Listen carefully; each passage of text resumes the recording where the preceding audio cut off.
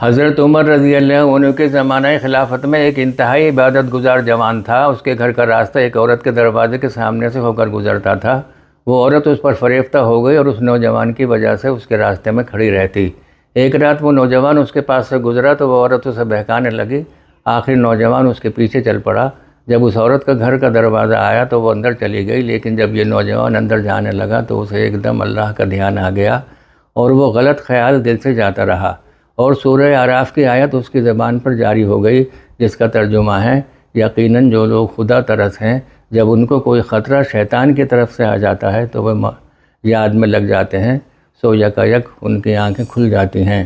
یہ آیت پڑھتے ہی وہ نوجوان بے ہوش ہو کر گر گیا، اور اس عورت نے اسے اٹھوا کر اس کے گھر کے دروازے پر جا کر اسے بٹھا دیا اور دروازہ کھٹکھٹا کر واپس آ گئی۔ اس کے باپ نے دیکھا تو اٹھا کر اسے اندر پہنچایا۔ جب اسے ہوش آیا تو اس کے باپ نے پوچھا: اے بیٹے، تجھے کیا ہوا؟ اس نے کہا: خیر ہے۔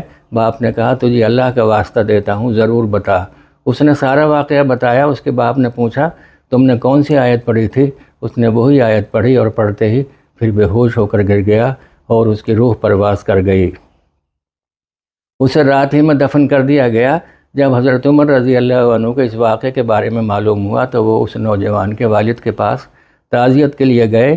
اس کے بعد حضرت عمر رضی اللہ عنہ اپنے ساتھیوں اور اس کے والد کے ساتھ اس کی قبر پر گئے اور فرمایا: اے فلاں، جو شخص اپنے رب کے سامنے کھڑے ہونے سے ہر وقت ڈرتا ہے، اس کے لیے جنت میں 2 باغ ہیں۔